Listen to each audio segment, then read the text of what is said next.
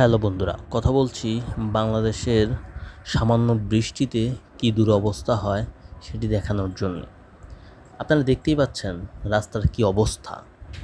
বিশেষ করে একটু বৃষ্টি হলে ঢাকা শহরের রাস্তার এই দুরবস্থা তৈরি হয়। চারদিকে যে পরিমাণ গর্ত, পানি জমে থাকে এই গর্তগুলোতে। কে কোন দিক দিয়ে কখন গর্তের ভিতরে পড়ে যাবে সেটি বোঝার কোনো উপায় নেই। এর মূল কারণ হচ্ছে ওয়াসা, সিটি কর্পোরেশনের বিভিন্ন অঙ্গ সংগঠনগুলো তার যখন যেই প্রয়োজন যার যে প্রয়োজন সেই প্রয়োজনেই রাস্তা কেটে রাখে। আর এই রাস্তা কাটার পরে সেভাবে রিপেয়ারিং হয় না বিদায় এই রাস্তাগুলোতে গর্ত তৈরি হয়। আর এই গর্ত থেকেই শুরু হয় নতুন নতুন সমস্যা। আর রাস্তার কি দুরবস্থা! বাসাবো এই রাস্তাটা, বাসাবো মাদারটেকের এই রাস্তাটাতে কয়েকদিন পরই এই ধরনের অবস্থা তৈরি হয়।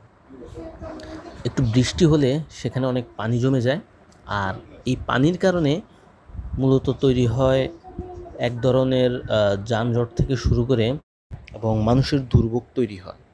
মানুষের এই দুর্ভোগটা আসলে অসহনীয় দুর্ভোগ যেটা বলা যায়। কারণ আপনি বুঝতেই পারবেন না যে পানির কারণে কোথায় গর্ত আর কোথায় গর্ত নেই। তো এই দুর্বিষহ অবস্থা থেকে মানুষকে আসলে দ্রুত মুক্তি পেতে হবে, না হলে ভালো অবস্থায়, স্বাভাবিক অবস্থায় ফিরে যাওয়া যাবে না। ধন্যবাদ সবাইকে।